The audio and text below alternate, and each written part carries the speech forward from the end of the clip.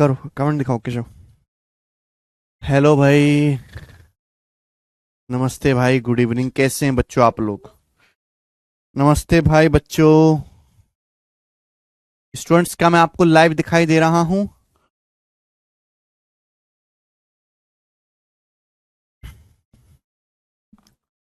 बच्चों, मैं आपको लाइव दिखाई दे रहा हूं? आप बोलोगे जी। चलिए। तो कल बच्चों मैंने आपको स्पेशल टाइप समझाया था, ठीक है ना? उसी पर बेस सवाल है। चलिए शुरू करते हैं मेरे प्यारे। बताओ, यदि ए की इनकम बी से 60% कम है तो बी की इनकम ए से कितने परसेंट ज्यादा है? करके बताइएगा। यदि ए की इनकम बी से 60% कम है, 60% की फ्रैक्शन वैल्यू 3/5। ए की जो इनकम है बी से 60% कम है। 20% 1/5, 60% 3/5। तो पूछा है बी की इनकम ए से कितना परसेंट ज्यादा है। भाई अगर ये 3 कम है तो ये 3 ज्यादा होगा। आप बोलोगे हाँ जी सर। बेस का आएगा, बेस का आएगा नीचे 5 - 3 2। 5 - 3 2, 2/3। अब आप बताओ, 1/2 होता है 50%, 1/2 50%, तो 3/2 क्या आएगा? 150%। तो सवाल का आंसर आ जाएगा 150%। बी की इनकम ए से 150% ज्यादा है। ठीक है ना? बहुत बेसिक और इजी टाइप है, ये करेंगे बच्चों। सवाल नंबर 63 बताओ। सवाल इस तरीके से भी आ सकता है मेरे प्यार भी। सिलेक्शन पोस्ट 2023 के पेपर का सवाल।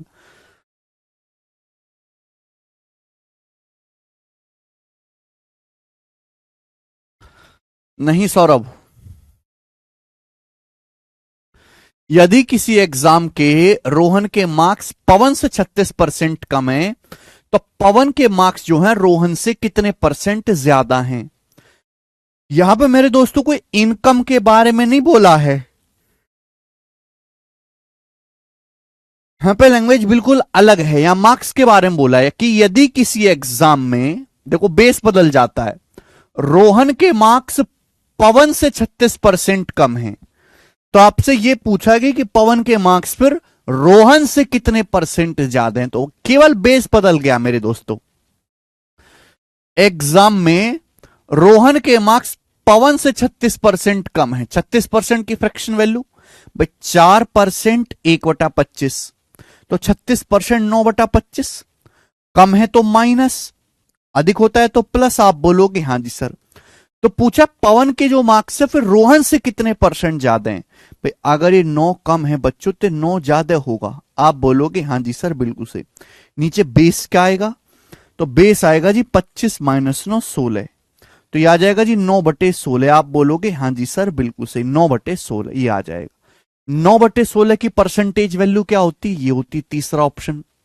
अभी क्योंकि हम ये बात जानते हैं कि 1/16 जो होता है वो 6.25% होता है। ये 9/16 है, यानी कि 9 गुना। 6.25 में 9 से गुणा करेंगे तो 56.25% सवाल का आंसर हो जाएगा। आदर्श 63.25 नहीं है बेटे, गलत कर रहे हो। 56.25% है। तो इससे आसान तरीका नहीं दुनिया में जो इस सवाल को करके दिखाए। सवाल नंबर है आपके सामने 64, ये देखेंगे। बताओ जल्दी से। सीजल 2023 प्री के पेपर का सवाल।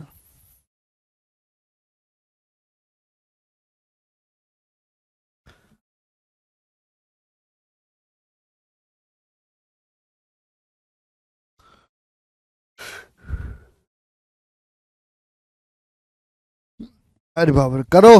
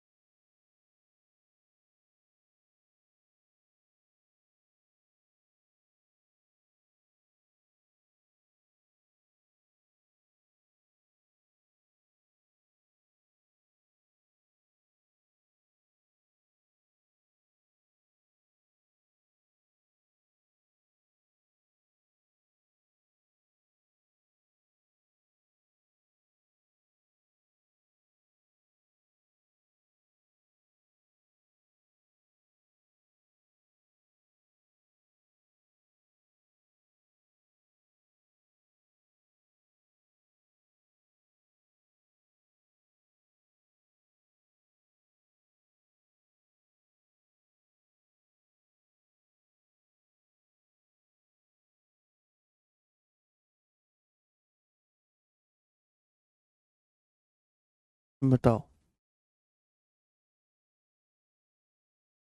थक गया हूं भाई। बोला यदि किसी एग्जाम में के सेम्स के मार्क्स पीटर से 19% कम है तो पीटर के मार्क्स सेम से कितने परसेंट ज्यादा है। बिल्कुल सर, कोई बच्चा कर सकता है 23.46%। हर बच्चे का आंसर आ गया, बिल्कुल ऐसा ही सवाल था, 23.46%। वेरी गुड, खुद से कर सकते हैं। ठीक है, आगे चलेंगे। अगला सवाल, सवाल नंबर है आपके सामने यहां पर 65। ठीक है ना। अब देखिए सेम टाइप है लेकिन लैंग्वेज में थोड़ा थोड़ा ट्विस्ट करेंगे। लैंग्वेज में बोला ए की इनकम बी से 45% कम है। ए की इनकम बी से 45% कम है, तो बोला क्या है मेरे दोस्तों, ए और बी की कुल इनकम ए से कितने परसेंट ज्यादा है।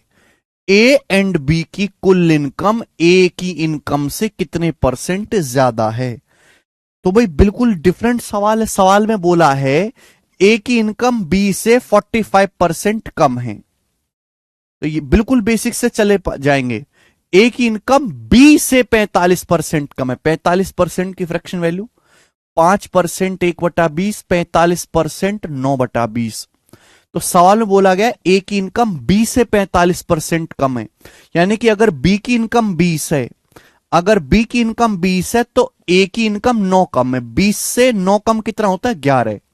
यानी कि अगर बी की इनकम 20 है तो ए की जो इनकम है 9 कम है। 20 में से 9 कम करेंगे 11। ये ए और बी की इनकम का रेशियो आ गया। अब सवाल में बोला है ए और बी की कुल आय जो है वो ए से कितना परसेंट ज्यादा है। ए और बी की कुल आय ए से कितना परसेंट ज्यादा है, किससे, ए से। ए की इनकम है 11, ए की इनकम है 11। सवाल को बड़ा ढंग से पढ़ो कि ए और बी की कुल आय जो है वो ए से कितना ज्यादा है। बताओ, ए और बी की जो कुल आय है वो ए से कितना परसेंट ज्यादा है। भाई ए और बी की कुल आय कितना है, ए और बी की कुल आय होगा 11 जमा 20 31।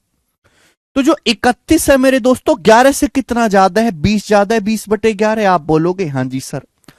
बड़े लॉजिक्स कि ए और बी की कुल आय ए से कितना परसेंट ज्यादा है। भाई ए और बी की कुल आय ए से कितना ज्यादा होगी, बी तो ज्यादा होगी।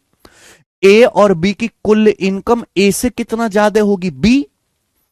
सोचो ना, ए और बी की कुल कमाई ए से कितना अधिक होगी, बी ही अधिक होगी। ए प्लस बी में से ए घटाएंगे बी, यानी कि इस बार बेस क्या बन गया, ए बन गया। ए कितना, 11। ए और बी की कुल इनकम ए से कितना ज्यादा है, 20 ज्यादा है, तो 20/11। 20/11 की परसेंटेज में वैल्यू क्या होगी भाई, देखो 1 + 9/11। आप बोलोगे हाँ जी सर बिल्कुल सही। भाई 1/11 कितना होता है, 100%। 9/11 क्या आएगा बच्चों, 1/11 होता है 9.09%। 9.09% का 9 गुना क्या आएगा, 81.81%। तो 181.81% सवाल का आंसर है सी ऑप्शन, 181.81%। बिल्कुल बेसिक सवाल, तो एकदम अलग तरीके से लिखा हुआ। ए और बी की कुल इनकम ए से कितना ज्यादा है, बी ज्यादा है, बात समाप्त। ठीक है, सवाल का आंसर सी ऑप्शन हो जाएगा। आगे एक और क्वेश्चन, सवाल नंबर है मेरे दोस्तों आपके सामने 66। 66 ये जो सवाल आपके सामने दिखाई दे रहा है ये दिल्ली पुलिस के पेपर में भी आया है 2022 में, और 2023 के एमटीएस के एग्जाम में भी आया है सेम क्वेश्चन। बताओ, एक पानी के पाइप को 2 टुकड़ों में काट दिया जाता है। एक पानी का पाइप है, इसको 2 टुकड़ों में काट दिया जाता है। तो बोला लंबा टुकड़ा पाइप की लंबाई का 64% है। Longer piece is 64% of the length of pipe. तो आपसे पूछा है भाई how much percent is the longer piece longer than the shorter piece. तो पूछा है कि लंबा जो टुकड़ा है वो छोटे टुकड़े की तुलना में कितना प्रतिशत अधिक लंबा है। क्लियर है, आप बोलोगे हाँ जी सर बिल्कुल सही। पहले तो आप सवाल को समझो कि जैसे मेरे दोस्तों पाइप है, आप ऐसे समझो मेरे प्यार भी कि जैसे मेरे दोस्तों पाइप है, ये एक पाइप है। क्लियर है, आप बोलोगे हाँ सर ये एक पाइप है। तो पानी के पाइप को 2 टुकड़ों में काट दिया जाता है। ये पानी का पाइप है, इसको हमने 2 टुकड़ों में काट दिया, यहां से 2 टुकड़ों में, एक बड़ा टुकड़ा हो गया, छोटा टुकड़ा हो गया। अब सवाल को ढंग से पढ़ो। सवाल में कहा गया कि जो लंबा पीस है वो पाइप की लंबाई का 64% है।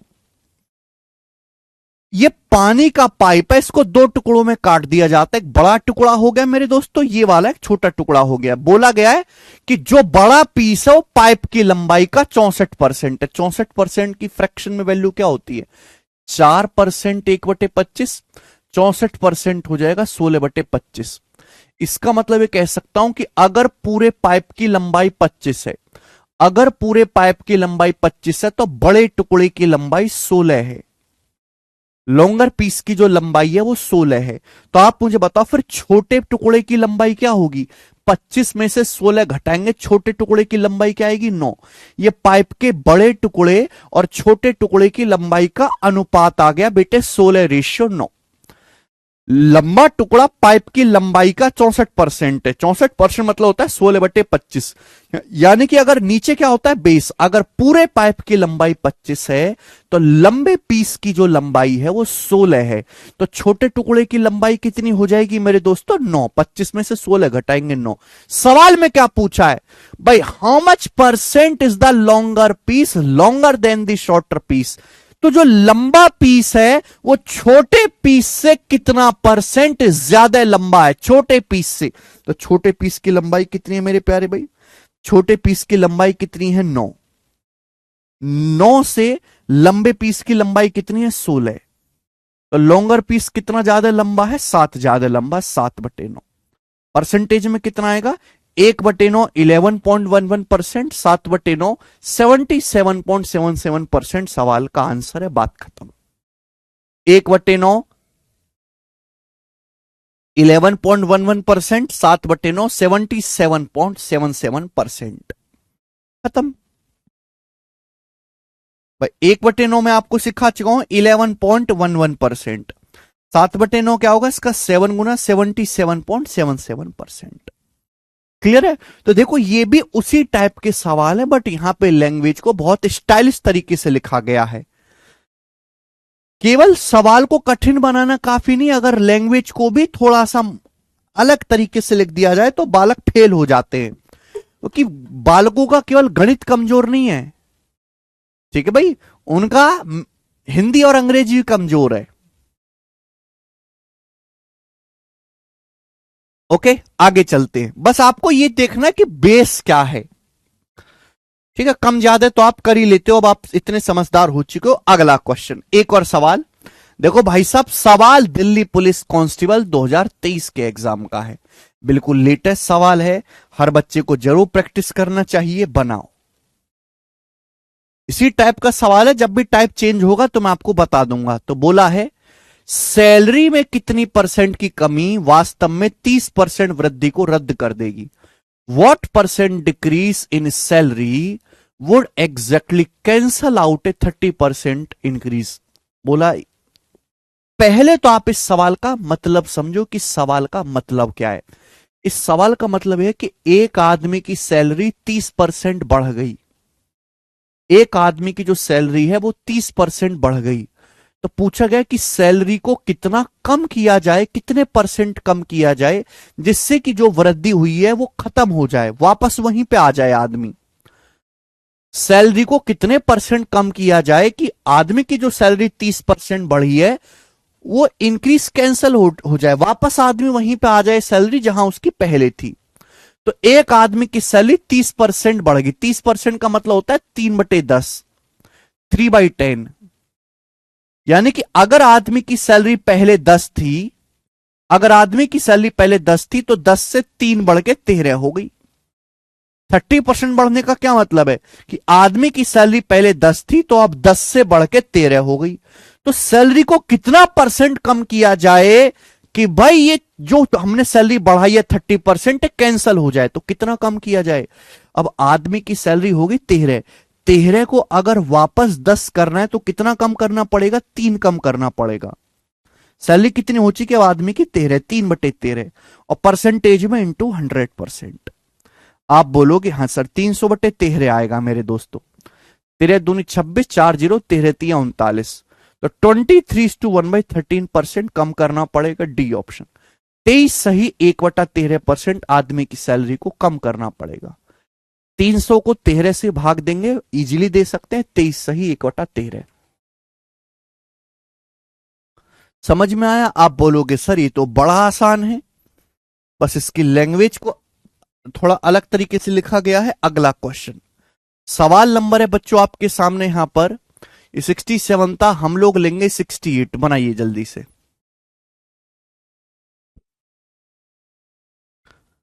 सवाल नंबर 68 बताओ।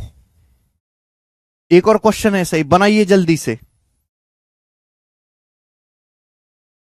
बोला एक संख्या में x% की वृद्धि हुई, ओरिजिनल नंबर पर वापस जाने के लिए इसे कम करना पड़ेगा, परसेंट में बताना है। एक संख्या में x% की वृद्धि हुई, ओरिजिनल नंबर पर वापस जाने के लिए कितने प्रतिशत कम करना पड़ेगा। एक संख्या में x% की वृद्धि हुई, x% का मान क्या है? x% की फ्रैक्शन वैल्यू होती है x/100। परसेंट का मतलब x/100। ध्यान सुनिएगा, x% की फ्रैक्शन वैल्यू x/100। एक संख्या में x% की वृद्धि हुई, इसका मतलब यह है कि अगर संख्या पहले 100 थी, अगर संख्या पहले 100 थी, अगर संख्या पहले 100 थी, तो 100 का x% ही x होता है, 100 का x% ही x होता है। अगर संख्या पहले 100 थी, तो अब संख्या x बढ़ गई, यानी कि संख्या कितनी होगी? 100 प्लस x। ठीक है ना? मैं आपसे कहूं कि कोई संख्या 23% बढ़ी, इसका मतलब क्या है कि अगर पहले संख्या 100 थी, 100 का 23% 23 ही होता है, तो संख्या 123 हो गई। ये मतलब हुआ, यानी कि x% का मान होता है x/100। यानी कि अगर संख्या मेरे दोस्तों पहले 100 थी, तो अब संख्या x बढ़ गई, 100 प्लस x हो गई। क्लियर है? संख्या कितनी होगी? 100 प्लस x। अब 100 प्लस x से वापस ओरिजिनल नंबर 100 पर जाने के लिए कितना कम करना होगा? 100 प्लस x से वापस 100 पर जाने के लिए कितना कम करना होगा मेरे दोस्तों? 100 प्लस x से वापस अगर 100 पे जाना है तो कितना कम करना होगा? 100 प्लस x से अगर वापस 100 पे जाना है तो संख्या को x कम करना होगा। ये तो आया है फ्रैक्शन। परसेंटेज में कितना? इंटू 100%। परसेंटेज में निकालना है तो 100 से गुणा करो, प्रतिशत का साइन लगाओ, तो संख्या को 100x/100 प्लस x% कम करना होगा। आंसर बी ऑप्शन है। बहुत सारे बच्चे गलत करेंगे इस सवाल को, बहुत सारे बच्चे इस सवाल का आंसर डी विकल्प बताएंगे, डी विकल्प गलत है। भाई किसी भी संख्या को अगर प्रतिशत में बदलना है तो हमें 100 से गुणा करनी पड़ती है और तब परसेंट का साइन लगाएंगे। तो 100 की x में गुणा होगी तो 100x/100 प्लस x% इस सवाल का आंसर होगा। श्रद्धा जी आपने भी गलत कर दिया। आंसर डी ऑप्शन नहीं है, आंसर इस सवाल का बी ऑप्शन है।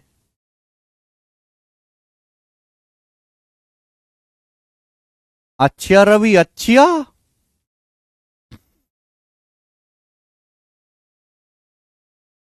वैभव, शाबाश। ठीक है ना? देखो वेरिएबल में ऐसा सवाल आप कर चुके हैं, लेकिन जहां एक्स आता है वहां हालत खराब हो जाती है बच्चों की। वो समझे कि कुछ और प्राणी आ गया है ना। जैसे हमारे गली मोहल्ले में अगर बी ग्रेड एक्टर भी आ जाए तो हमको लगेगा कुछ नया स्पेशल आदमी आ गया, जबकि है बिल्कुल सड़क छप हमारे जैसा ही। ऐसी सवाल है, हम ऐसी चीज कर चुके हैं, लेकिन एक्स का नाम देखते घबरा जाते हैं बच्चे, भूल जाते हैं कि प्रतिशत में बदलना है तो 100 से गुणा करके तब प्रतिशत का साइन लगता है। इसलिए मैं अच्छी तरीके से बच्चों को पहचानता हूं, प्रैक्टिस करवाता हूं। ये हो गया। आगे चलते हैं मेरे दोस्तों, नेक्स्ट अगला सवाल। ये सवाल नंबर 68 था, अपन लोग लेंगे मेरे दोस्तों 69 नंबर। सवाल बनाओ, कौन करेगा? 69 सवाल सीआईएसएफ हेड कांस्टेबल के पेपर में आया है 2023 में, बताएंगे जल्दी से। सीआईएसएफ हेड कांस्टेबल बनाओ। जब पानी जमकर बर्फ बन जाता है तो वॉल्यूम 10% बढ़ जाता है, यदि वह बर्फ पिघल जाए तो वॉल्यूम कितने % कम हो जाएगा? क्या आपने सवाल समझा? बोला जब पानी जमकर बर्फ बन जाता है तो वॉल्यूम 10% बढ़ जाता है, यदि वो बर्फ पिघल जाए तो वॉल्यूम कितना % कम हो जाएगा? बेटे वाटर जो है जब आइस में बदलता है जब पानी आइस में बदलता है तो आयतन 10% बढ़ जाता है। 10% मतलब 1/10। यानी कि अगर पानी का आयतन पहले 10 था, पानी से बर्फ बना, तो मेरे दोस्तों वॉल्यूम 1 बढ़ गया। 10 से 1 बढ़ के कितना हो गया? 11। अब बोला है कि जब यह बर्फ पिघलेगी, आइस पिघल के वापस पानी बनेगा। भाई बर्फ पिघलेगी तो वापस पानी बनेगा, तो वॉल्यूम कितना हो जाएगा? भाई बर्फ का वॉल्यूम है 11, बर्फ जब पिघलेगी तो वॉल्यूम 11 से 10 हो जाएगा, तो कितना कम हो जाएगा? 1/11। 1/11 क्या होता है? C option. परसेंटेज में 9 सही, 1/11%। मुझे स्टैंडर्ड याद है 1/11, तो मैं सीधा कर दूंगा कि मुझे पहले से याद है कि 1/11 की परसेंटेज में जो वैल्यू होती है वो 9.09% है। 9:1/11% होती है। ठीक है, बेहतरीन सवाल है, बेसिक सा क्वेश्चन है मेरे दोस्तों, सभी बच्चे कर पाएंगे। आगे चलेंगे। सवाल नंबर है स्टूडेंट, आखिरी करेंगे इस टाइप का, 70। सवाल नंबर है मेरे प्यारे भाई आपके सामने इस प्रकार का, आखिरी 70। बनाओ प्यारे बच्चों, करो जल्दी से।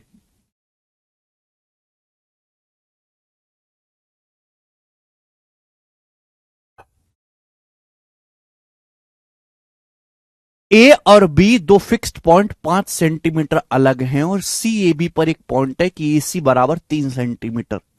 यदि एसी की लंबाई 6% बढ़ जाती है तो बीसी की लंबाई कितने परसेंट कम हो जाएगी? बड़ा अच्छा सवाल है मेरे दोस्तों। ए और बी 2.5 सेंटीमीटर दूरी पर है, फिक्स।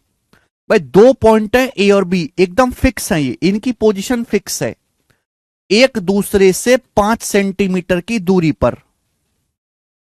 बच्चों ये 2 पॉइंट है ए और बी, जो कि एक दूसरे से 5 सेंटीमीटर की दूरी पर है।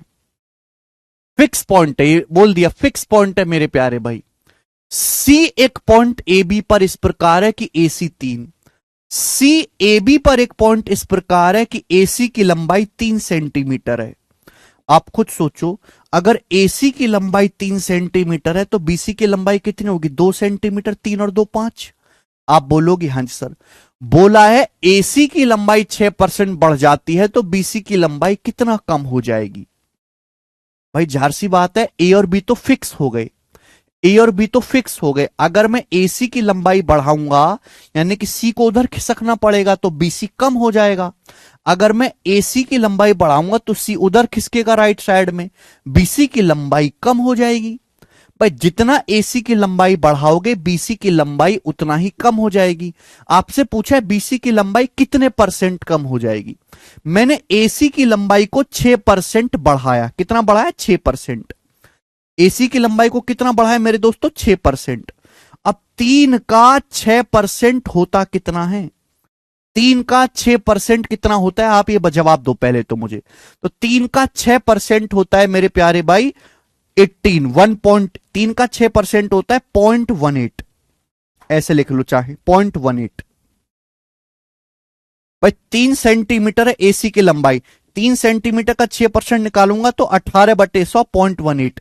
तो एसी की लंबाई अगर 0.18 बढ़ेगी तो बीसी की लंबाई 0.18 सेंटीमीटर कम हो जाएगी। यही हो जाएगा, 0.18 सेंटीमीटर बीसी की लंबाई कम हो जाएगी। परसेंटेज में कितना कम होगी? तो बीसी की लंबाई कितनी है? 2, और परसेंटेज में इंटू 100%। तो बच्चों ये कितना आएगा? 0.20 से 2 जीरो कट गया, 9%। तो बीसी की लंबाई 9% कम हो जाएगी। 9% सवाल का आंसर है 9। सवाल में कोई दम नहीं था, बिल्कुल आसान है, दशमलव में नहीं भी बदलते तो भी उत्तर आता इस सवाल का। आगे अगला सवाल, अगला सवाल के लिए अब ये टाइप खत्म बेटे, ये टाइप समाप्त हो चुका। अगला टाइप आपके सामने आएगा, और इस अगले टाइप पे मैं आपको कितने सवाल करवाऊंगा पता है? 7 सवाल।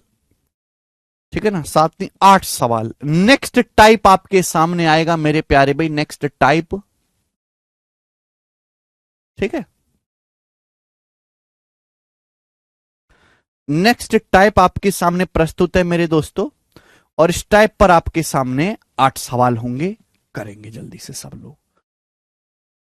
दो संख्याएं बिल्कुल सरल टाइप है, बिल्कुल ही मुश्किल नहीं है मेरे दोस्तों, करना है। दो संख्याएं तीसरी संख्या से क्रम से 25% और 65% ज्यादा है। दोनों संख्या का अनुपात क्या है? दो संख्याएं किसी तीसरी संख्या से क्रम से 25% और 65% मोर हैं। दोनों संख्याओं का रेशियो क्या है? भाई हमें नहीं पता। दो संख्याएं बेटे दोस्तों फर्स्ट और सेकंड है। दो संख्याएं हैं फर्स्ट और सेकंड। बोला गया है ये दो संख्याएं किसी तीसरी संख्या से 25% और 65% ज्यादा है। सवाल का डाटा बहुत आसान है। भाई मैंने मान लिया कि माना तीसरी संख्या 100 है। मैंने मान लिया कि माना तीसरी संख्या जो है वो 100 है, तीसरी संख्या 100 है। बोला दो संख्याएं तीसरी संख्या से 25% और 65% अधिक हैं। तो भैया पहली संख्या क्या है? 100 से 25% ज्यादा है। 100 से 25% ज्यादा है कितना होता है? 125। दूसरी संख्या क्या है? 100 से 65% ज्यादा है। 100 से 65% ज्यादा क्या होता है? 165। 100 से 65% ज्यादा क्या आएगा? 165। ये पहली और दूसरी संख्या का अनुपात आ गया। अनुपात लेंगे तो बताओ किससे कट रहा है जी? तो आप कहोगे सर 5 से कट रहा है। 5 से काट लेंगे। 5 से 125 25 बार। ये 5 तिया 15, एकम 5 तिया 15 33 बार। तो संख्याओं का अनुपात होगा डी ऑप्शन 25:33। ये इसका आंसर आ गया। तो बच्चों इस टाइप का कोई भी सवाल आता है तो आप 100 मान के करेंगे, इजिली होगा, डाटा भी बहुत आसान है। माना तीसरी संख्या 100 है, पहली दो संख्याओं का अनुपात निकाल लोगे आप। ठीक है जी, आप बोलोगे हां जी सर ये तो बहुत ही सरल निकला। अब जैसे जैसे मैं आगे बढ़ूंगा इस टाइप में, देखो टाइप में भी किसी एक टाइप में भी लेवल अलग अलग होते हैं। इस सबसे गिरा हुआ लेवल, इससे गिरा हुआ लेवल नहीं बनेगा इसमें। ठीक है भैया। अगला सवाल है स्टूडेंट आपके सामने 72। ये बताओ जल्दी से, दिल्ली पुलिस कांस्टेबल के पेपर का सवाल है। ये आपके सामने 2020 के पेपर का है। लेकिन ये बोला है दो संख्या तीसरी संख्या से क्रम से 29 और 37% कम है। दूसरी संख्या पहली से कितना परसेंट कम है? दो संख्याएं मेरे प्यार भी फर्स्ट और सेकंड। दो संख्याएं तीसरी संख्या से 29% और 37% कम है। तो भैया मैंने ये मान लिया कि माना तीसरी संख्या 100 है। मैंने मान लिया कि माना तीसरी संख्या 100 है। तो पहली संख्या कितनी कम है? 29% कम है। तो 100 का 29% 29 ही होगा। 100 से 29 कम कितना आएगा मेरे दोस्तों? 71। पहली संख्या 71 है, दूसरी संख्या 37 कम है। 100 का 37% 37 ही होगा। ये ध्यान देखिएगा, 100 का 37% आप निकालेंगे, परसेंट से 2 जीरो कटेगा, 37 ही होगा। तो दूसरी संख्या 37 कम है। 100 से 37 कम कितना आएगा मेरे प्यारे भी? 63। 63 कि पहली संख्या और दूसरी संख्या का अनुपात आ गया। लेकिन यह एक स्टेप और आगे पूछा है। बोला दूसरी संख्या पहली से कितना परसेंट कम है? सेकंड नंबर पहले से कितना कम है? तो सेकंड नंबर है 63। ये पहली संख्या से कितना कम है मेरे दोस्तों? 8 कम है। 71 से 63 कितना कम है? घटाएंगे, 8 कम है। पहली संख्या से बेस है 71 इंटू 100। आप बोलोगे हाँ सर परसेंटेज में निकालना है तो गुणा 100%। अब 800 को अगर आप 71 से भाग देंगे तो कितना आएगा बच्चों? लगभग आप निकाल सकते हैं। 800 के 71 से भाग दोगे तो 71 एकम 71 बचेगा 9 जीरो। 71 एकम 71 तो 11 पॉइंट समथिंग आएगा, 11.7 आएगा। तो एक ही ऑप्शन है डी ऑप्शन। पूरा तो भाग जाएगा नहीं, 11.27% लगभग।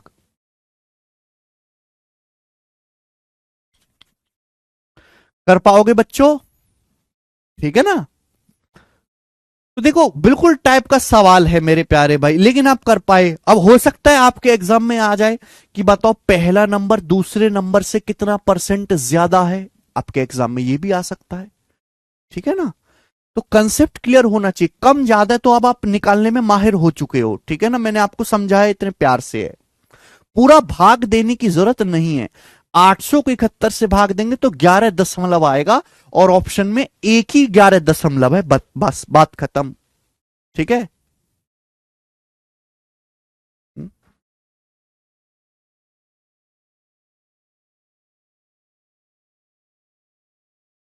ठीक है भाई।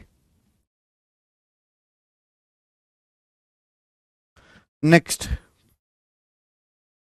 सवाल है भाई साहब आपके सामने यहां पर, एक और लेंगे ऐसा ही। 73 करके बताओ जल्दी से, कौन करेगा?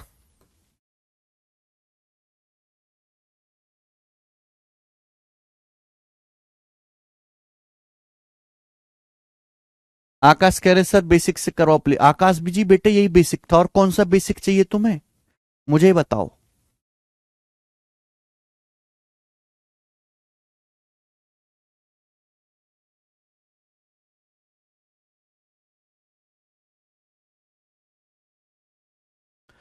दो संख्याएं एक तीसरी संख्या से 90% और 75% कम है। पहली संख्या में कितने परसेंट वृद्धि की जानी चाहिए कि वह दूसरी संख्या के बराबर हो जाए? दो संख्या भाई हमने मान ली फर्स्ट और सेकंड, फर्स्ट और सेकंड। सवाल में बोला है कि दो संख्याएं एक तीसरी संख्या से 90% और 75% कम है। तो भैया तीसरी संख्या माना 100 है। डाटा बहुत आसान है कि माना तीसरी संख्या 100 है, तो दो संख्याएं हैं वो एक तीसरी संख्या से 90% और 75% कम है। पहली संख्या 90% कम है, तो 100 से 90% कम करोगे कितना आएगा? 10। दूसरी संख्या 75% कम है, 100 से 75% कम करोगे कितना आएगा? 25। ये पहली संख्या दूसरी संख्या का अनुपात आ गया। सवाल में बोला गया कि पहली संख्या में कितना परसेंट बढ़ाया जाए कि वह दूसरी संख्या के बराबर हो जाए। यह पहली संख्या और दूसरी संख्या का अनुपात आ गया। पहली संख्या को कितना बढ़ाया जाए कि दूसरी संख्या के बराबर हो जाए? देखो एक चीज मैं आपसे कहना चाहता हूं कि 100 में जो भी चेंज आता है वो सीधा परसेंटेज में आता है। रेशियो यानी कि अनुपात एक ऐसी चीज है, रेशियो में किसी नंबर से गुणा करने पर कोई फर्क नहीं पड़ता। ये पहली संख्या और दूसरी संख्या का अनुपात है 10:25। पहली संख्या को कितना बढ़ाया जाए मेरे दोस्तों कि दूसरी के बराबर हो जाए? 10। अगर 10 को 100 बनाना है तो 10 से गुणा करनी होगी। अगर मैं इस पूरे रेशियो को 10 से गुणा कर दूं तो कोई फर्क पड़ता है क्या? नहीं। लेकिन बेस अगर 100 बन जाता है तो 100 में जो भी आंसर आता है वो सीधा प्रतिशत में आता है। मैं बता चुका हूं आपको। 100 से पहली संख्या को कितना बढ़ाया जाए कि दूसरी के बराबर हो जाए? पहली संख्या है 100, 100 को कितना बढ़ाया जाए कि दूसरी संख्या 250 के बराबर हो जाए? तो 150 बढ़ाना पड़ेगा। 100 को अगर 150 बढ़ाओगे तो आंसर भी कितना आएगा? 150%।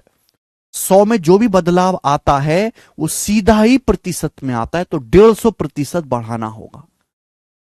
100 को 150% बढ़ाओगे तो आपका 250 हो जाएगा। सवाल का आंसर क्या है? C option. एकदम बेसिक सवाल, इसमें कोई भी परेशानी नहीं है। आगे चलेंगे।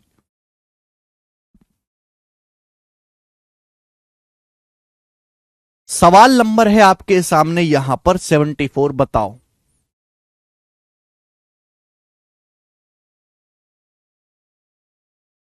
केशव, है ना? करो दोस्त अगला सवाल।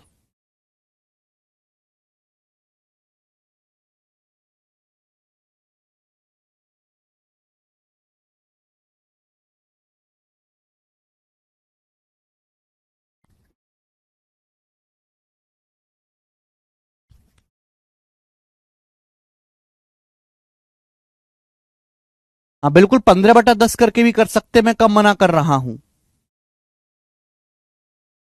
कई बार बता चुका हूं प्रवेश में, घर से पढ़ के आया करो प्रवेश। अगला सवाल।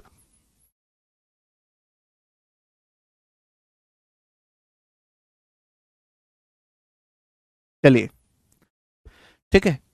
अब देखो मेरे प्यार भाई, सेम टाइप है, सेम थोड़ा थोड़ा थोड़ा थोड़ा चेंज आता जाएगा मेरे दोस्तों। बेशक हम परसेंटेज पढ़ रहे हैं, लेकिन इसमें रेशियो का भी इस्तेमाल होगा। रेशियो को किसी भी नंबर से गुणा कर दो, कोई फर्क नहीं पड़ता। आपके सामने लिखा है 5:7, मैं 2 से गुणा करके लिख दूं 10:14, एक ही बात है। मैं 9 से गुणा करके रख दूं 45:63, एक ही बात है मेरे दोस्तों, कोई फर्क नहीं पड़ता। रेशियो को किसी नंबर से गुणा कर दो या भाग कर दो। बोले अविनाश के पास गौरव से 20% कम सिक्के हैं, गौरव के पास चेतन से 40% अधिक सिक्के हैं। चेतन के पास सिक्कों की संख्या अविनाश के पास सिक्कों की संख्या से कितना परसेंट कम है, बताओ।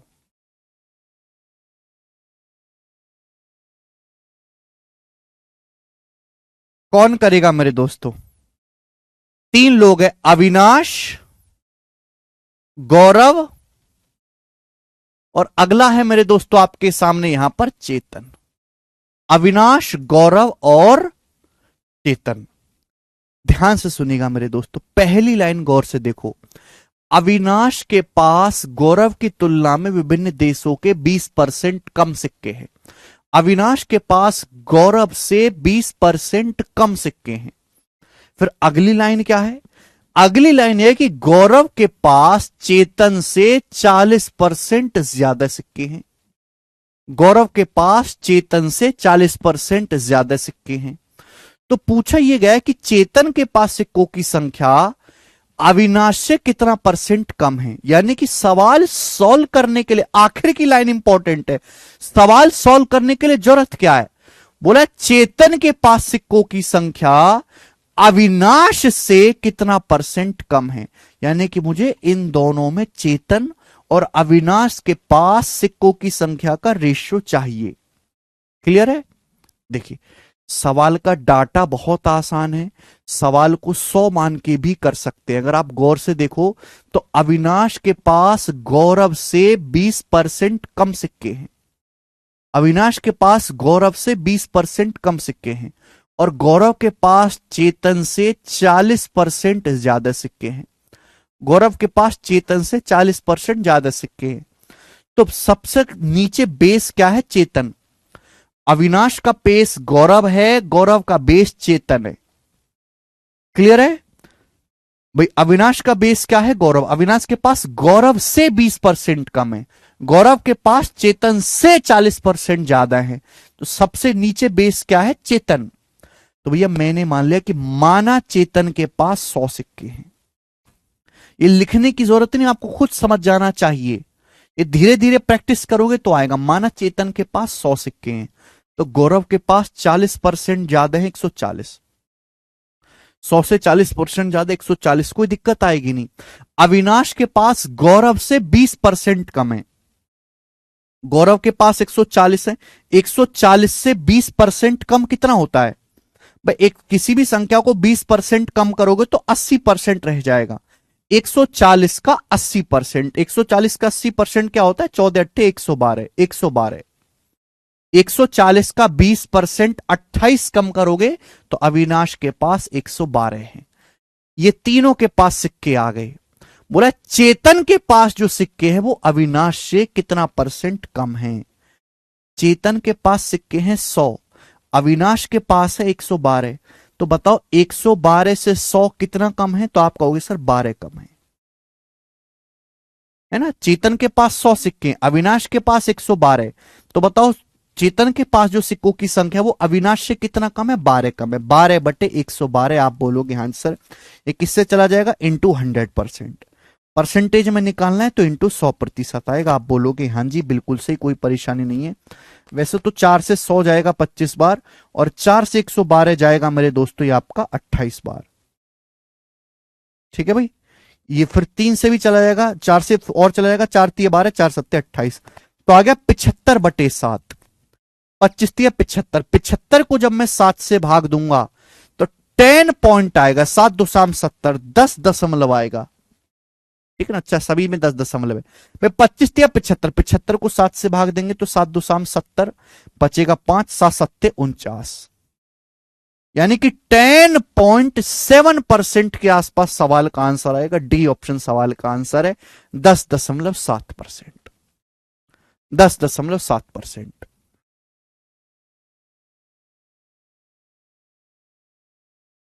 समझ में आया? आप बोलोगे हाँ जी सर समझ में आया है, इसमें कोई भी परेशानी नहीं है। आगे चलते हैं दोस्तों। क्लियर? चलिए देखो दोस्तों, आगे के सवाल करने से पहले मैं आपको छोटा सा हिंट दे के समझाता हूं मेरे प्यारे भी। हिंट दे के मैं आपसे रेशियो का बहुत सिंपल सा नियम समझाता हूं। रेशियो का कंबाइंड करना बहुत जरूरत पड़ेगी बच्चों आपको। मैं आपसे कहता हूं कि ए से बी का रेशियो 5:9 है। ए से बी का रेशियो 5:9 है। हम आपसे कहते हैं कि बी से सी का जो रेशियो है, बी से सी का जो रेशियो है वो 12:7 है। बी से सी का रेशियो 12:7 है। तो मेरा सवाल यह है कि बताओ ए बी सी तीनों का अनुपात क्या होगा। ए बी और सी तीनों का रेशियो क्या होगा, ये मेरा सवाल है आप लोगों से। करो बच्चों। दो संख्याएं ए और बी हैं, उनका रेशियो 5:9 है। दो संख्याएं बी और सी हैं, उनका रेशियो 12:7 है। तो सवाल आप लोगों से यह है कि बताओ ए बी और सी का अनुपात क्या होगा, ए बी और सी का रेशियो क्या होगा, यह सवाल है। जल्दी से करेंगे और आप लोग, ए बी और सी का अनुपात क्या होगा। सुनो भाई साहब, जब भी ऐसे दो सवाल आते हैं आपको देखना होता है कॉमन क्या है। ए से बी का रेशियो 5:9 है, बी से सी का रेशियो 12:7 है। दोनों में कॉमन क्या है, बी। दोनों में कॉमन क्या है, बी। बी यहां भी है, बी यहां भी है। लेकिन एक प्रॉब्लम है, यहां बी का मान 9 लिखा हुआ है, बी की जगह 9, यहां बी की जगह 12। ये तो गलत बात है। ऐसा कैसे हो सकता है कि एक जगह बी का मान 9 हो, एक जगह बी का मान 12 हो। सेम करना होगा भाई। यहां बी का मान 9 लिखा है, यहां बी का मान 12, गड़बड़ है। 9 और 12 को सेम करना होगा। 9 और 12 का एलसीएम क्या होता है मेरे दोस्तों, 36। 9 और 12 को मैंने क्या सिखाया, रेशियो को इक्वल करने के लिए किसी भी नंबर से गुणा करो, कोई फर्क नहीं पड़ता। 9 और 12 का जो एलसीएम होता है 36 होता है। 36 बनाने के लिए ऊपर किससे गुणा कर देंगे, 9 है। 9 को अगर 36 बनाना है तो 4 से गुणा करेंगे, 4 से गुणा कर देंगे। 4 पंजे 20 और 4 नाम 36। यहां बी का मान है 12। 12 को 36 बनाना है तो किससे गुणा होगी, 3 से। 3 से गुणा कर दो पूरे रेशियो को, 3 से गुणा कर दो पूरे को। तो 12 तिया 36 और 7 तिया 21, 36:21। अब देखो दोनों जगह बी का मान सेम हो गया। यानी कि अगर ए का मान 20 है तो बी का मान 36 है। तो सी का मान कितना है, ए का मान 20 है तो बी का मान 36। और अगर बी का मान 36 है तो सी का मान क्या आ जाएगा, 21 आ जाएगा। तो ए बी सी का रेशियो आएगा 20:36:21। ये ए बी और सी का अनुपात होगा। समझ में आई स्टूडेंट्स बात किसी को, हाँ या ना?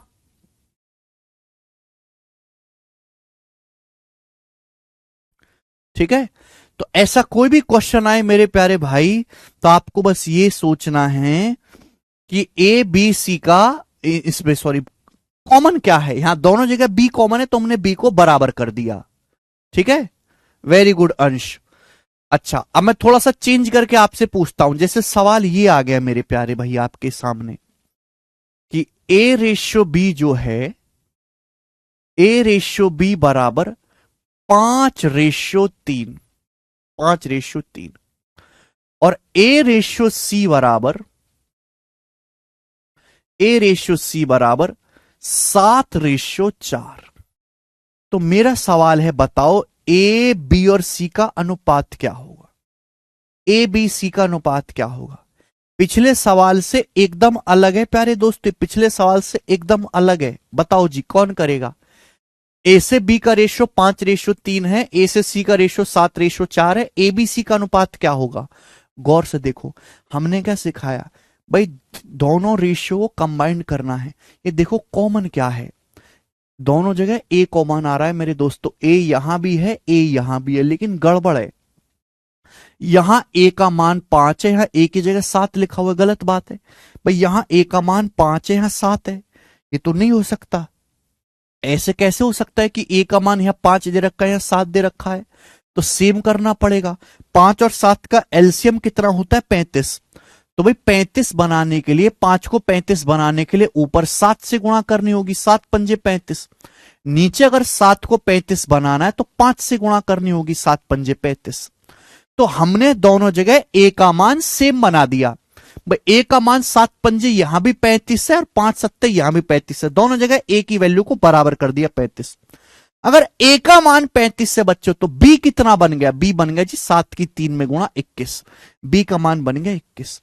सी कितना बन गया मेरे दोस्तों, ये सी होगा सी, 5 की जब अंदर 4 में गुणा करेंगे 20, तो 35:21:20, ये एबीसी का अनुपात हो जाएगा। समझ में आई बात? बोलो अरे हाँ या ना, कभी तो कुछ बोला करो।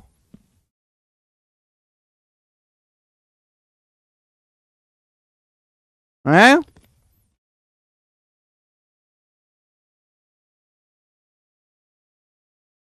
ठीक है जी, तो आप इस तरीके से रेशियो को कंबाइंड कर सकते हैं। चलो आगे चलते हैं मेरे दोस्त।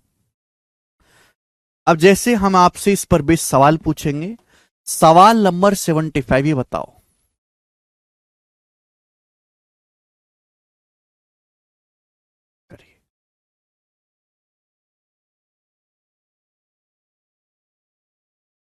तीन संख्याएं एबीसी, आसान सवाल बोला है। एबीसी तीन पॉजिटिव नंबर इस प्रकार हैं कि ए बी का 70% है, बी सी का 40% है। ए बी का 70% है, बी सी का 40% है। ठीक है, यदि तीनों संख्याओं का योग 36 है, तीनों संख्याओं का योग 36 है, तो पूछा है बी और सी के योग का 15% ज्ञात करें। बी और सी के योग का 15% ज्ञात करें। बी और सी के योग का 15% निकालना है। 15% में 3 आता है भाई। अगर हम किसी भी संख्या का 15% निकालेंगे तो 15 का मतलब होता है 3 पंजे 15, 3 आएगा। तो आंसर 3 से कटने वाला होना चाहिए। दो ऑप्शन तो देखते ही हट जाएंगे। अगर सॉल्व करने की बात करें तो तीन संख्याएं एबीसी इस प्रकार हैं कि ए बी का 70% है, ए का बेस बी है, और बी सी का 40% है, बी का बेस सी है। तो सबसे नीचे कौन बैठा है, सी। ए का बेस बी है, बी का बेस सी है, तो भैया मैंने सी को 100 मान लिया। मैंने सी को मान लिया 100। मैं पहली लाइन से शुरुआत नहीं करूंगा, मैं शुरुआत करूंगा दूसरी लाइन से। ए का बेस बी है, बी का बेस सी है, तो मैंने सी को 100 मान लिया कि माना जो सी है वो 100 है, माना सी 100 है। अब बी सी का 40% है, 100 का 40% कितना होता है, 40, बी 40 आ गया। जब मेरे पास बी का मान आ गया तो मैं ए का मान भी निकाल सकता हूं। ए बी का 70% है, ए जो है बी का 70% है, बी का मान है 40, 40 का 70% कितना होता है, 28, ए का मान 28 है। तो बेटे ये ए बी और सी का रेशियो आ गया, ए बी सी का अनुपात आ गया। बोलो हां, आप बोलोगे हां जी सर बिल्कुल सही।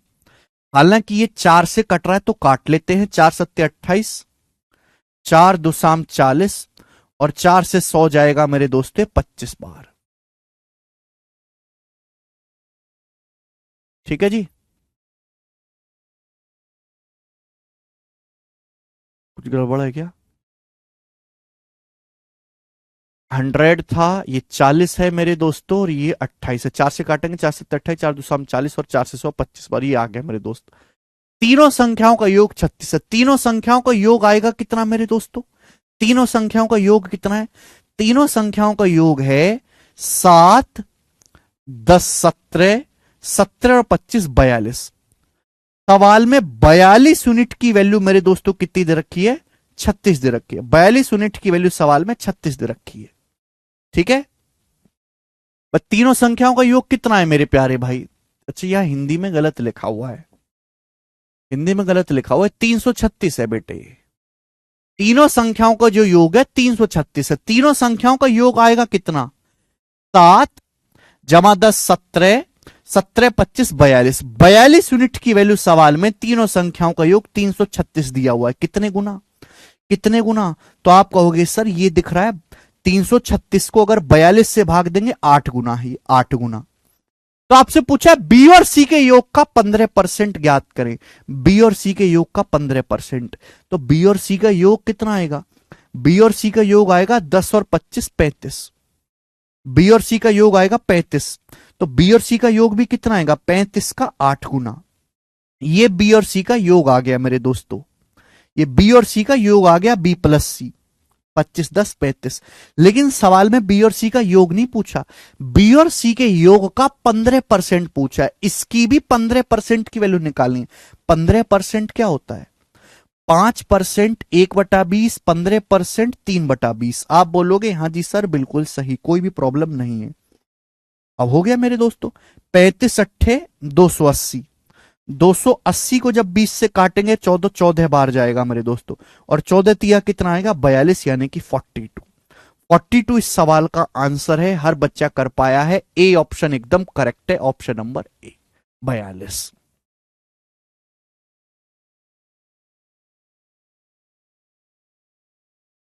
ठीक है भाई। तो भैया ऐसे सवाल अगर सॉल्व करने हैं तो आपको रेशियो बनाना पड़ेगा, समझ में आई बात? ऐसे क्वेश्चन अगर आपको सॉल्व करने हैं तो संख्याओं का रेशियो बनाना पड़ेगा। कभी बहुत आसानी से रेशियो बन जाता है, कभी थोड़ी मेहनत करनी पड़ती है। कोई रेशियो आ गया तो एग्जाम में कुछ भी पूछ ले, आड़ा टेढ़ा कुछ भी पूछ ले, आप हर चीज निकाल सकते हैं। आगे जैसे एक क्वेश्चन और करेंगे हम अभी, ठीक है? 4 सवाल और है इस टाइप के। बनाओ सवाल नंबर 76 करेंगे जल्दी से। सवाल नंबर 76 बनाइएगा।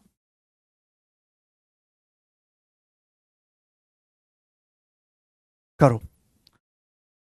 पहली संख्या तीसरी संख्या से 8:1/3% कम है। दूसरी संख्या और तीसरी संख्या का अनुपात 15:16 है। तो पहली संख्या और तीसरी संख्या का एवरेज दूसरी संख्या से कितने परसेंट कम या ज्यादा है? बिल्कुल सरल सी बात, सवाल में कोई भी परेशानी नहीं है। भैया 3 संख्याएं, फर्स्ट सेकंड और थर्ड, 3 संख्याएं, पहली दूसरी और तीसरी। फर्स्ट सेकंड और थर्ड नाम की 3 संख्याएं, फर्स्ट सेकंड और थर्ड। अब सवाल बढ़ो, सवाल यह कि पहली संख्या तीसरी संख्या से 8:1/3% कम है। 8:1/3% की फ्रैक्शन में वैल्यू क्या होती है? 1/12। 1/12 होता है 8:1/3%। 1/12 8:1/3%। पहली संख्या तीसरी संख्या से 8:1/3% कम है। 8:1/3% 1/12, यानी कि तीसरी संख्या अगर 12 है तो पहली संख्या 1 कम है, 11। ये पहली और तीसरी संख्या का रेशियो दिया है बेटे, पहली और तीसरी संख्या का अनुपात दिया है कि पहली संख्या तीसरी संख्या से 1/12 कम है, यानी कि तीसरी संख्या अगर 12 है तो पहली संख्या 1 कम है, 11। आगे क्या बोला है? आगे बोला है कि दूसरी संख्या और तीसरी संख्या का अनुपात 15:16 है। सेकंड नंबर और थर्ड नंबर का अनुपात 15:16 है। तो बोला यह है पहली तीसरी का एवरेज दूसरी संख्या से कितना परसेंट कम या ज्यादा है। तो भैया ये सवाल तो तभी सॉल्व होगा जब आप इन तीनों संख्याओं का अनुपात निकालोगे। तो पहले आप यहां से दिमाग लगा के तीनों संख्याओं, पहली दूसरी और तीसरी संख्या का अनुपात निकालो। अभी अभी मैंने आपको कंसेप्ट बताया है, आपको पहली तीसरी संख्या का अनुपात दिया है, दूसरी तीसरी संख्या का अनुपात दिया है। दो रेशियो को कंबाइंड अगर करना है तो जो चीज कॉमन है उसको बराबर बनाते हैं। दोनों अनुपात में तीसरी संख्या कॉमन है, या तीसरी संख्या का मान 12 है या तीसरी संख्या का मान 16 है, ये तो गलत बात है। 12 और 16 ये अलग अलग कैसे हो सकते? तीसरी संख्या बराबर बनानी पड़ेगी। 12 और 16 दोनों से कटने वाला नंबर छोटे से छोटा, इनका एलसीएम 48 है, 48। तो ऊपर 12 को 48 बनाने के लिए बच्चों किससे गुणा हो जाएगी? 4 से। नीचे अगर 16 को 48 बनाना है तो किससे गुणा हो जाएगी? 3 से। आप बोलोगे हाँ जी सर। देखो आगे आप सॉल्व, अभी 4 की 11 में गुणा करेंगे तो 44 आ गया, पहली संख्या 44 है। दूसरी संख्या कितनी आएगी बेटे? 3 की यहां 15 में गुणा करेंगे 45, दूसरी संख्या 45 है। तीसरी संख्या क्या आएगी? 12 चौक 48 या 16 3 48, तीसरी संख्या 48 है। ये पहली दूसरी और तीसरी संख्या का एवरेज आ गया, रेशियो आ गया पहली दूसरी और तीसरी संख्या का। बोलो कोई प्रॉब्लम? आप बोलोगे नहीं सर कोई परेशानी नहीं है। अब यहां से सवाल शुरू होता है, क्योंकि मेरे पास अगर तीनों संख्याओं का औसत है तो मैं जो चाहे वो निकाल लूं। बोला पहली और तीसरी संख्या का औसत दूसरी संख्या से कितने परसेंट कम या ज्यादा है। एवरेज क्या होता है, दो संख्याओं का एवरेज होता है, उनको जोड़ के आधा कर दो। जैसे मैं आपसे पूछूं कि 9 और 16 का एवरेज क्या है, तो 9 और 16 को जोड़ो 25, 25 का आधा 12.5। दो संख्याओं का औसत होता है बीचों बीच की संख्या। बोला पहली और तीसरी संख्या का एवरेज दूसरी संख्या से कितना परसेंट ज्यादा है। दूसरी संख्या है 45, बेस कितना है बेटे 45, तो 45 से कितना ज्यादा है पहली और तीसरी संख्या का औसत। पहली संख्या 44 है, तीसरी संख्या 48 है, इनका एवरेज क्या आएगा, पहली और तीसरी संख्या का एवरेज क्या आएगा, 44 और 48 के बीचों बीच नंबर, इनका एवरेज 46। 44 48 को जोड़ के आधा करेंगे, 92 का आधा 46। तो पहली और तीसरी संख्या का एवरेज आया है 46। वो दूसरी संख्या यानी कि 45, 45 से कितना ज्यादा है बताओ। 45 से 46 कितना ज्यादा है, एक ज्यादा है। 45 से 46 एक ज्यादा है। आप बोलोगे हां जी सर बिल्कुल सही। परसेंटेज में कितना, इंटू 100%। परसेंटेज में कितना होगा मेरे दोस्तों, इंटू 100%। आप बोलोगे हां जी सर। ये 5 से चला जाएगा 20 बार, ये 5 से जाएगा 45, 9 बार 20/9। 20/9 का आएगा जी 9 दूनी 18, 9 दूनी 18, 9 दूनी 18। अप्रोक्स 2.22% सवाल का आंसर होगा बी ऑप्शन, 2.22%। अरे बात समझ में आई है। यहां तक एक भी बालक को कोई परेशानी हुई है तो मुझे बता दो।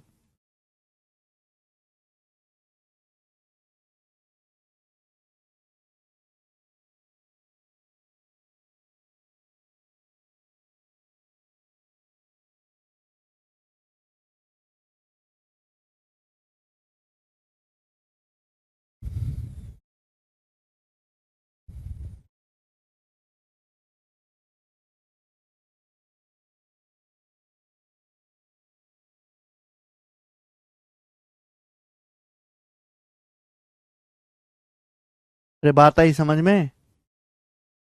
मुझे लगता है हर बच्चों को बात समझ में आई थी। यह है सवाल नंबर 76 और अब मैं आगे चलूंगा, आगे बढ़ूंगा भयंकर सवालों की तरफ, क्योंकि सवाल नंबर होगा 77। ये बताओ जल्दी से करेंगे। ये सवाल आपके सामने सीजल 2023 के पेपर का है। ठीक है, सेम टाइप का सवाल है मेरे प्यारे भाई, करो।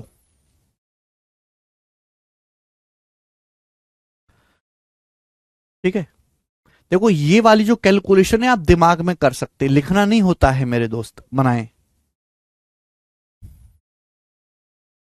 अगला सवाल जल्दी से।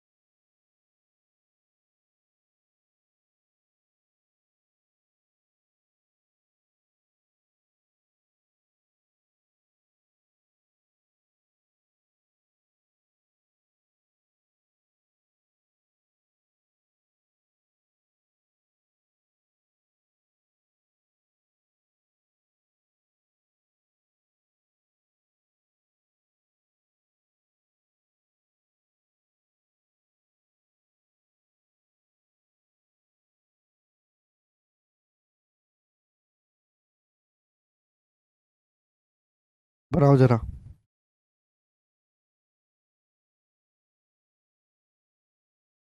तरुण के पास एक प्लॉट है, having an area that was 10% more than area of plot owned by बसाब, जिसका एरिया प्लॉट बसाब के पास जो प्लॉट है उससे 10% ज्यादा है।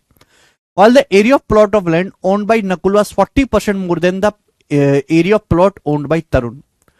जबकि यहां पे नकुल के पास जो प्लॉट है उसका एरिया तरुण के प्लॉट का 40% ज्यादा है। यदि नकुल के प्लॉट का एरिया 2695 स्क्वायर फीट है तो आपसे पूछा है बासाब के प्लॉट का एरिया क्या है। तो भाई यहां पे 3 लोग हैं, सवाल बड़ी आसानी से निबट जाएगा अगर मैं तीनों लोगों के प्लॉट का एरिया निकाल लूं। तरुण, ये एक बहुत सिंपल सी लैंग्वेज को बस खींच के लंबा कर दिया है, खींच के लंबा कर दिया। प्री के पेपर का सवाल है और ऐसे 3-4 सवाल आ रखे जिनमें केवल डाटा चेंज था। ध्यान सुनेगा, 3 लोग हैं, तरुण, बासाब और निखिल, यही 3 लोग हैं। आप बोलोगे हां जी सर। सवाल में साफ साफ कहा गया है कि तरुण के पास प्लॉट का एरिया बासाब से 10% ज्यादा है।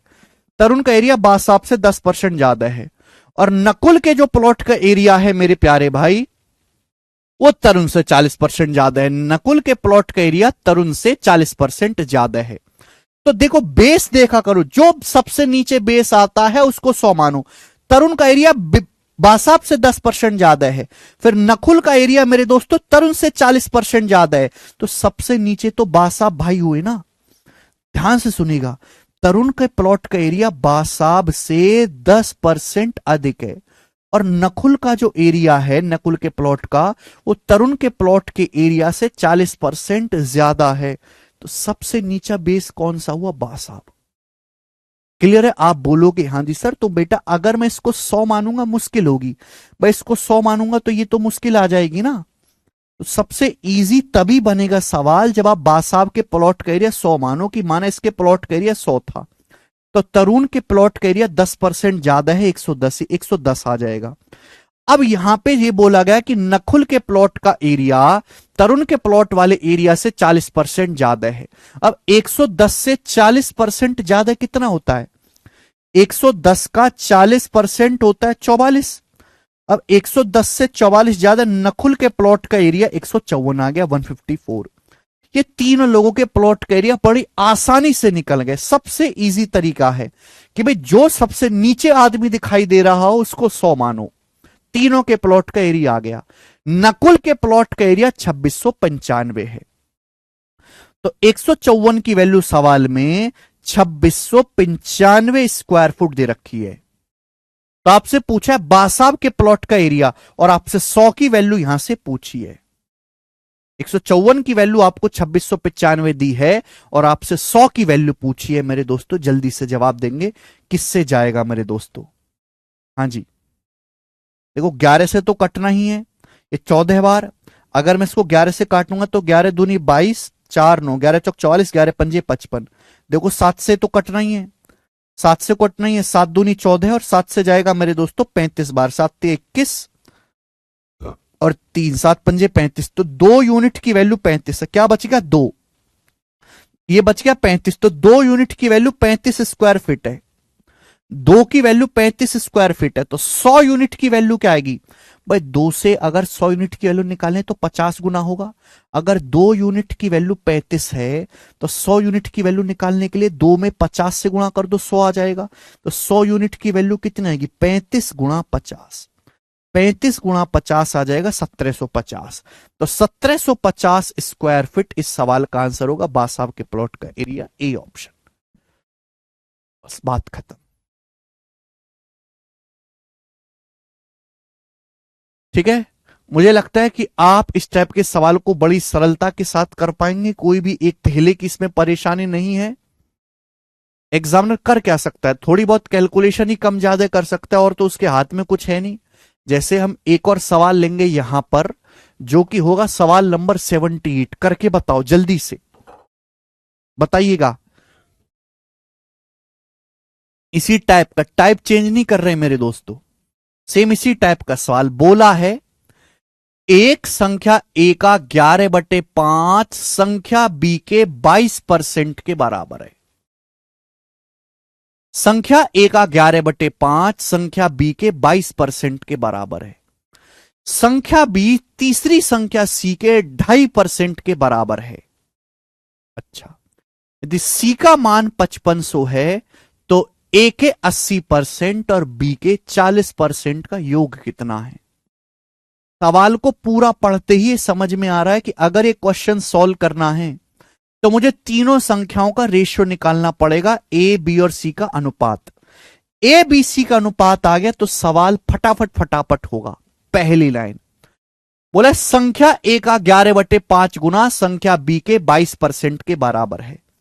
संख्या ए का 11/5 गुना संख्या बी के 22% के बराबर है। 22% के संख्या ए का 11/5 गुना बी के 22% के बराबर है।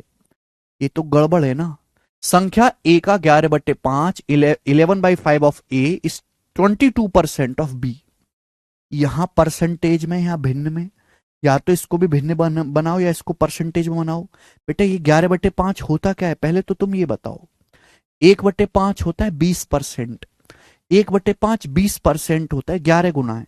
तो 20% का 11 गुना क्या होता है? 20% का 11 गुना होता है 220%। समझ में आई मेरी बात? आप बोलोगे हाँ जी सर, तो मैंने दोनों तरफ परसेंटेज बना लिया। 22 से 220 कितनी बार चला गया? 10 बार चला गया। तो बी आ जाएगा उधर, 10 चला जाएगा उधर। तो ए से बी का रेशियो कितना आ गया? ए से बी का रेशियो आ गया 1:10। ये ए से बी का रेशियो आ गया जी 1:10। आप बोलोगे हाँ जी सर, बी उधर चला जाएगा, 10 उधर चला जाएगा, ए से बी आ गया 1:10। अगली लाइन सवाल में बोला है संख्या बी जो है वो सी का 2.5% है। संख्या बी जो है, संख्या बी जो है वो सी का 2.5% है। 2.5% कितना होता है? 1/40। 1/40। संख्या बी जो है वो सी का 2.5% है, यानी कि मेरे प्यारे भाई संख्या बी जो है वो सी का 2.5% है। 2.5% मतलब 1/40। सी का, संख्या बी जो है वो सी का 2.5% है। 2.5% क्या होता है फ्रैक्शन में? 1/40। यानी कि सी का मान अगर 40 है तो बी का मान 1 है। ये बी से सी का अनुपात आ गया। देखो मुझे इन दोनों रेशियो को कंबाइंड करना है। यहां बी का मान 10 है, यहां 1 है, गलत बात है। यहां भी 10 बना लेते हैं। एक जीरो से गुणा करनी है, 10 से ही तो गुणा करनी है मेरे दोस्तों। अगर बी का मान 10 है तो सी का मान कितना आ गया? 400। 400 आ गया। देखो संख्या बी सी का 2.5% है। 2.5% मतलब 1/40। 400 को 1/40 से भाग देंगे, 10 ही तो आएगा। तो तीनों संख्याओं का ए बी और सी का अनुपात आ गया। क्लियर? आप बोलोगे हाँ जी सर एकदम क्लियर। बोला है सर सी का मान 5500 है। सी का मान 5500 है। तो देखो ये चीज बड़ी इंटरेस्टिंग पूछी गई है।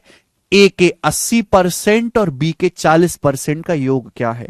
ए के 80% और बी के 40% का योग, ये है ए। ए का मान है 1। 1 का 80% क्या होता है? 1 का 80% होता है 0.8। ए का मान कितना है? 1। ए का 80%, 1 का 80%, 80% होता है 80/100। 80/100 मतलब 0.8। बी का 40%, बी का मान है 10। 10 का 40% कितना होता है? 10 का 40% होता है 4। 10 का 40% होता है 4। तो आपसे इनका योग पूछा है, इनका योग क्या आएगा? 4.8। तो आपसे सवाल में 4.8 यूनिट की वैल्यू पूछी है। 4.8 यूनिट की वैल्यू सवाल में पूछी गई है। क्लियर है? आप बोलोगे हाँ जी सर एकदम क्लियर है, कोई भी परेशानी नहीं है। सी का मान 5500 है। सी का मान है मेरे दोस्तों 400। सवाल के अनुसार सी का मान 400 है। 400 यूनिट की वैल्यू सवाल में कितनी दी है? 5500। 5500। आप बोलोगे हाँ जी सर। सी का मान 400 है। 400 यूनिट की वैल्यू कितनी दी है? 5500। तो 1 यूनिट की वैल्यू कितनी है भाई? 400 को अगर नीचे ले जाएंगे तो 55/4 गुना। ये 55/4 गुना है मेरे दोस्तों। आप बोलोगे हाँ सर 1 यूनिट की वैल्यू 55/4। आपसे पूछा 4.8 यूनिट की वैल्यू, तो 4.8 यूनिट की वैल्यू भी 4.8 गुणा 55/4 आएगा। आप बोलोगे हाँ जी सर बिल्कुल सही। 4 से 4.8 जाएगा 1.2 बार। 55 की 1.2 में गुणा करेंगे तो 60 और 6 66 यानी कि 66।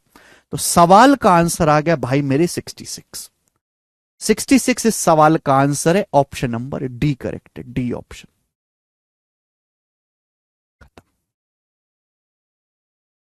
उसके लिए तो राजन जी पढ़ना पड़ेगा।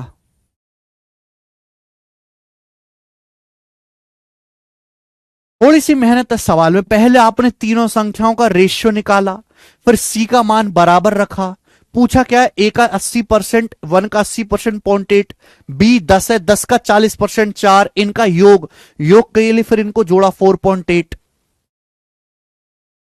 ठीक है, समझ में आया? ऐसे सवाल तभी निकलेंगे जब हमें तीनों चीजों को आपस में कनेक्ट करना हो, तो तभी सॉल्व होगा जब हम तीनों संख्याओं का रेशियो यानी कि अनुपात निकालेंगे। तो पहले अनुपात निकालना है।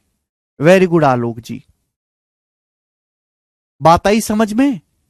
लाल, आशु कह रहे रैंक कैसे लाएं? आशु जी, रैंक कैसे, रैंक लाने के लिए सबसे पहले तो आपको ये सवाल पूछना बंद करना होगा। पहले सवाल पूछना बंद कर दो।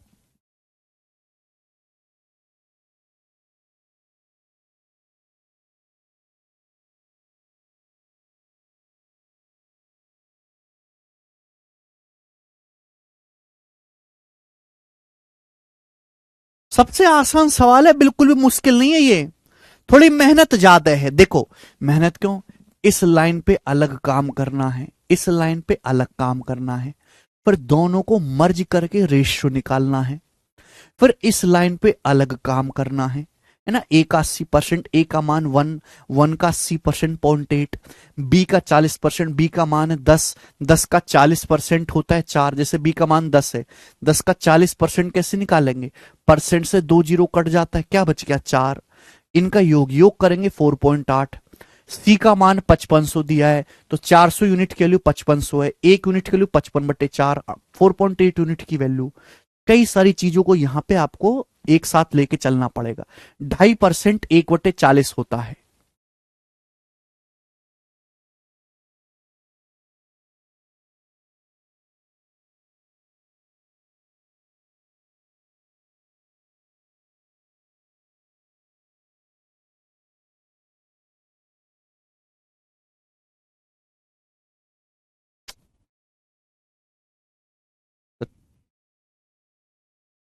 भाई दोनों को योग किया है सब। भाई मैं एक चीज आपसे कहना चाहूंगा कि सॉल्यूशन के चक्कर में ना पड़े, सवाल को पढ़ें। आप सवाल नहीं पढ़ते, केवल सॉल्यूशन देखते रहते हैं। अगर कोई भी डाउट आता है तो सवाल पे वापस जाएं, फिर कोई डाउट आता है तो सवाल पे वापस जाएं। हर डाउट का जवाब सवाल में छुपा हुआ है। 55/4 कैसा है, 400 यूनिट की वैल्यू 5500 है।